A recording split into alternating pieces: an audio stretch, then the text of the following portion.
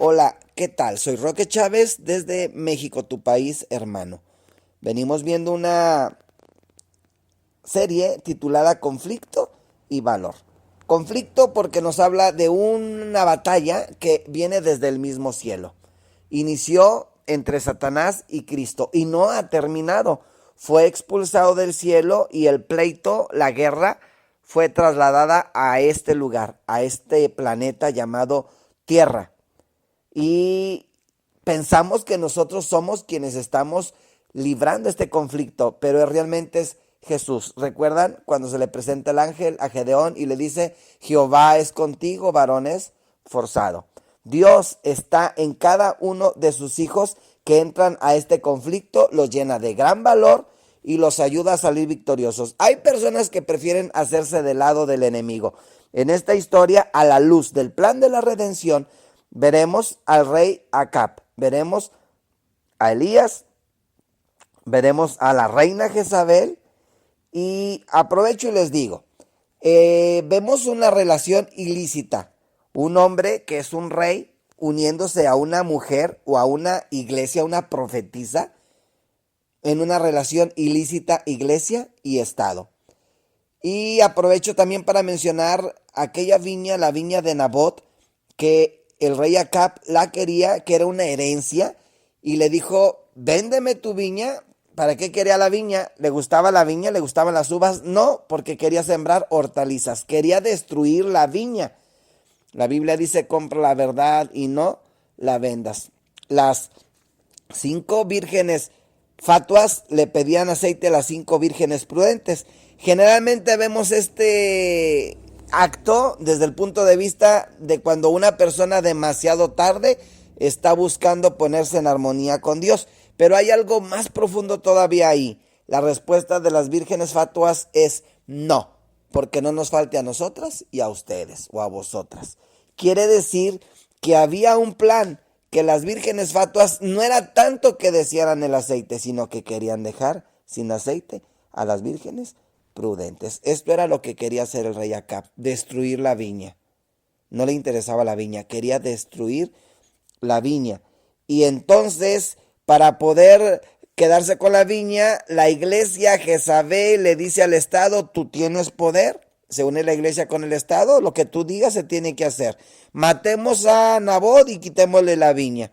Así es que traen por ahí a unos testigos, testigos falsos, que vienen haciendo el papel del falso protestantismo, esos testigos mentirosos, y encontramos la triple alianza, iglesia, Estado y el falso protestantismo. Así es que esta historia nos va a llevar a un conflicto impresionante. Por eso se habla con el espíritu y el poder de Elías.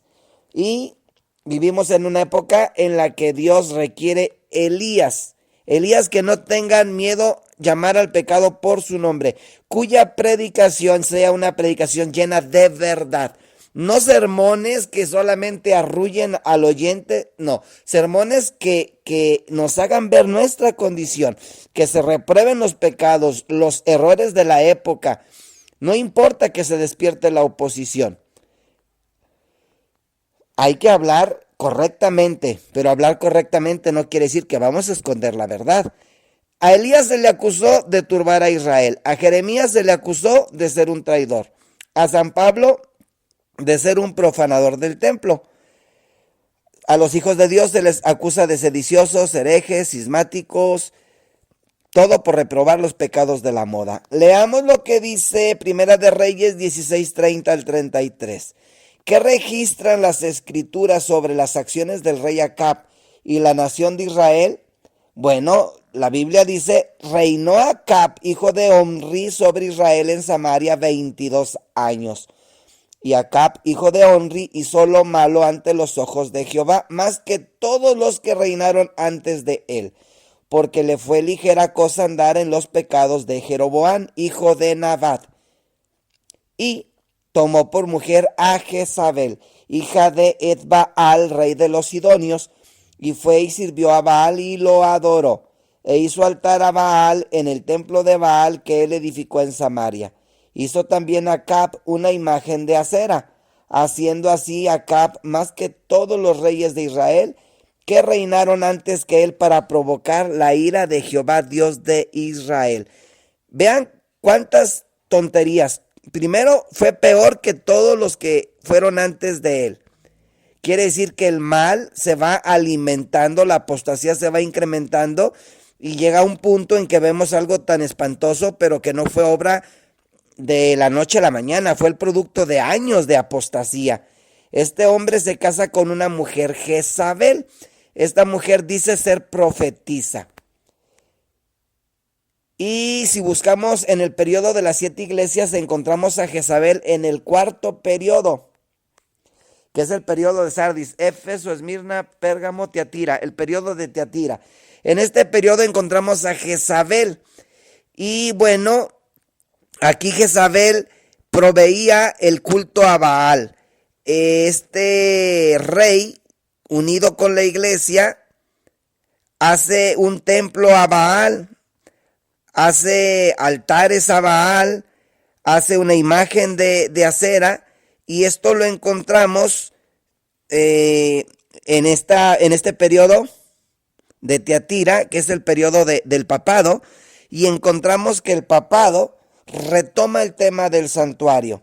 O sea, el papado dice, a ver, yo soy el sumo sacerdote, toma el santuario del Antiguo Testamento, que actualmente es una sombra, que ya no tiene valor, que la realidad está en el cielo, el verdadero santuario está en el cielo, el verdadero sumo sacerdote está en el cielo, y la Biblia nos llama a nosotros real sacerdocio.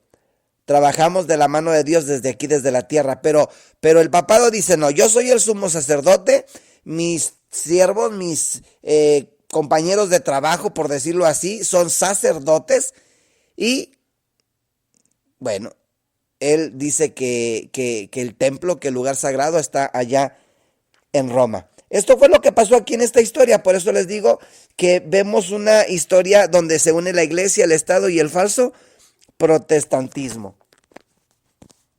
Y así como este rey Acab levantó un templo, pues también el papado levanta un templo. Y el papado es producto de la relación cuando la iglesia se unió con el Estado allá por la época de Constantino. Y al unirse a la iglesia con el Estado tienen un hijo que se llama papado y que pues por la herencia del papá y la mamá dice yo tengo poderes religiosos y tengo poderes políticos. En esta historia hay muertes, muere Nabot, mueren muchos profetas, muchos hijos de Dios.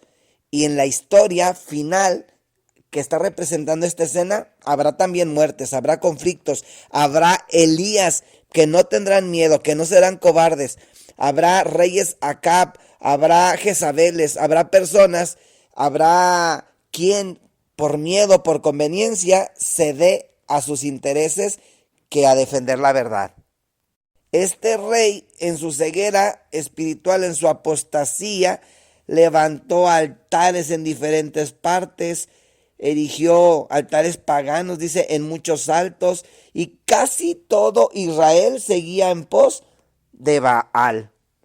Este rey se fue alejando más y más, se fue volviendo cada vez peor, al punto que le dice Dios a Elías, ve, preséntate ante el rey y dile que no va a llover durante 3 años y medio.